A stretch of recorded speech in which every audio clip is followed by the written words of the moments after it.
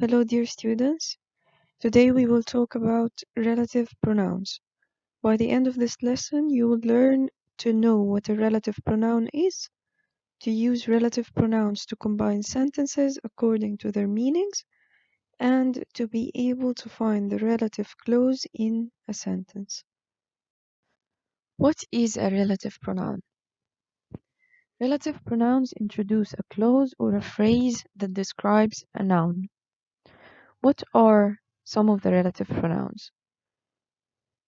Who, whom, whose, which, and that. So let's get to know the difference between each of them. First off, who. Who refers to a person, and that person is the subject of the sentence, the one who does the action. So for example, this is the boy who took my pen. Where's the relative pronoun here? Who. And what does it refer to? It refers to the boy. Who took the pen? The boy. Okay, so the boy here is the subject of the sentence, which is why we used who. Then we have whom. Whom also refers to a person, but this time the person is the object of the sentence. So for example, that is the girl whom he likes. Where is the relative pronoun? Whom. What does it refer to? The girl. The girl in this sentence. Is it the subject or the object? He likes the girl. So he is the subject. The girl is the object. So here I'm referring to a person, and that person is the object of the sentence, which is why we used whom. Last we have whose. Whose refers to possession.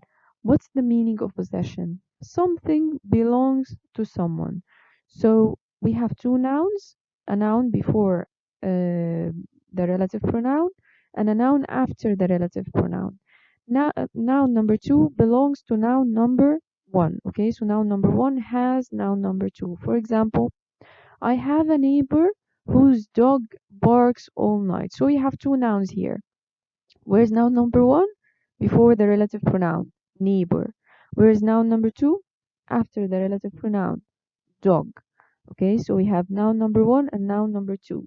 Noun number two belongs to noun number one. Whose dog is it? Whose dog barks all night? Who has the dog? The neighbor. Okay, so when I'm referring to possession, something belongs to someone, I use whose. I use whose. And then we have which. Which refers to things and animals, so it doesn't refer to people like who, whom, and whose. It refers to things and animals. For example, did you see the letter which came today? Which here refers to the letter. The letter is a thing, okay? It's not a person, it's a thing. This is why we used which. Another example, I love the dog which is playing with me. Which here refers to the dog. The dog, is that a person? No. Is it a thing or an animal? Yes, it's an animal, okay? So when I'm referring to things like letter or animals like dog, I use which. I use which. Last of all, we have that. That is another relative pronoun, but it replaces who and which. It replaces who and which. So any sentence that uses the relative pronouns who or which, I can take them out, I can remove them and put that and put that. So in short, we use that to refer to people, things, and animals, to refer to everything, okay? So we have some examples here. The girl that we met in France has sent us a card. We live in a ground floor flat that backs onto a busy street. Okay, in this sentence, that refers to a flat. Flat is like an apartment, okay, like a house. So that refers to flat, which is a thing, okay? So in this sentence, I can replace that with which, okay? So I can say we live in a ground floor flat which backs onto a busy street. The last sentence, do you like the cat that is sleeping underneath the table? That here refers to the cat. So again, I can replace that with which. Okay, do you like the cat? Which is sleeping.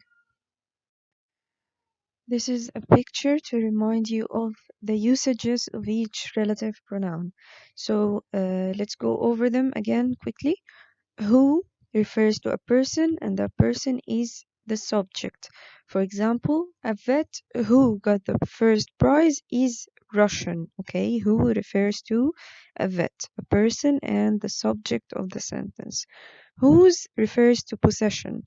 Something belongs to someone. Noun number two belongs to noun number one. For example, that's the boy whose father is a famous writer. So noun number two, father, belongs to noun number one, the boy. Whose father is it?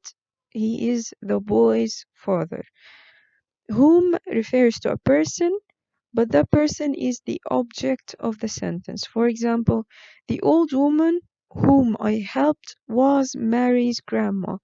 Okay, so the woman here is a person and it's the object of the sentence. Whom did I help?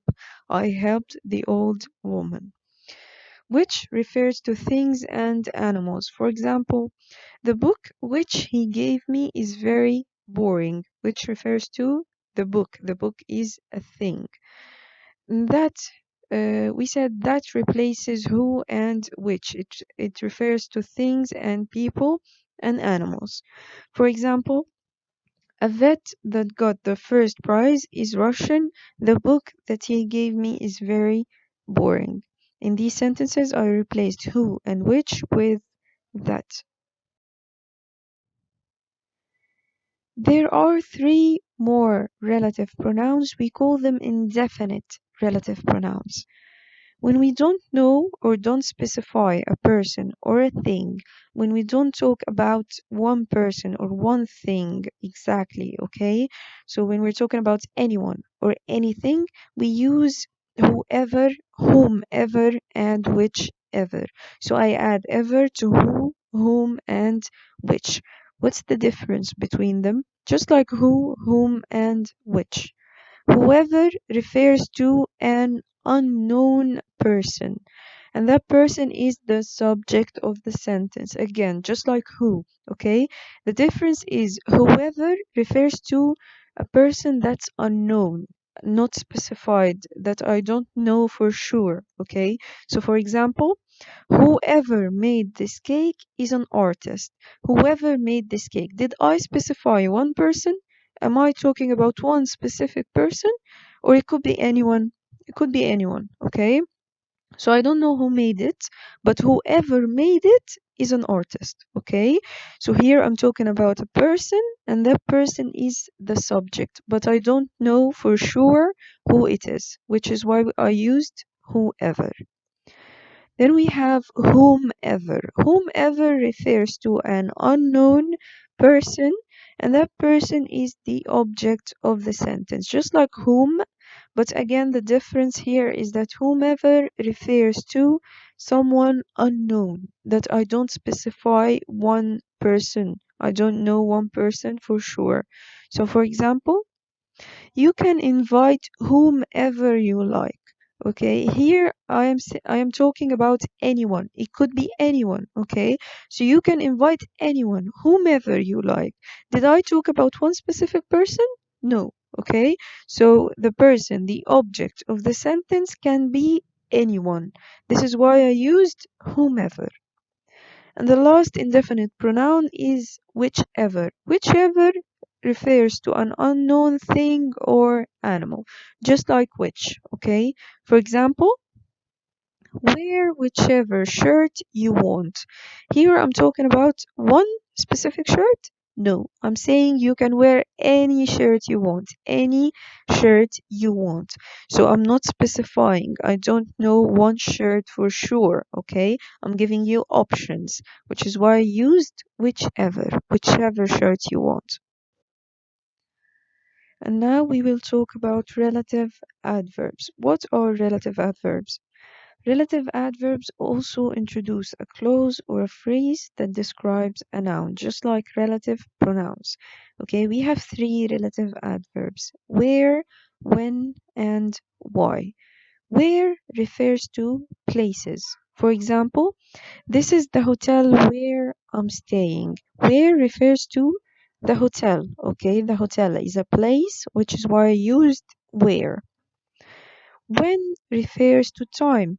That was the year when we went to Greece. Okay, when refers to the year. The year is a time. And why refers to reason. I don't know why she left the party. I don't know why. I don't know the reason why she left the party. Okay, so I'm talking about a reason. I used why.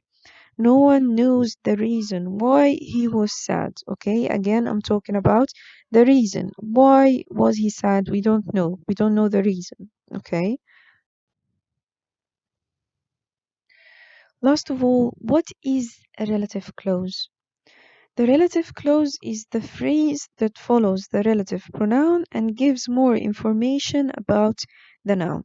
So the relative clause is the little sentence that comes after the relative pronoun or the relative adverb, and it gives more information about the noun. It describes the noun. The dog that has the bone is digging a hole. Okay, where is the relative pronoun here? That.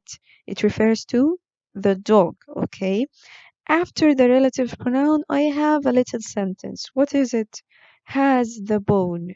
This is the relative clause. Has the bone. The relative clause gives more information about the noun I'm referring to. So the dog. Which dog? The dog that has the bone. Now I know more information about the dog, okay? So it's easier to know the dog, okay? So we call this the relative clause.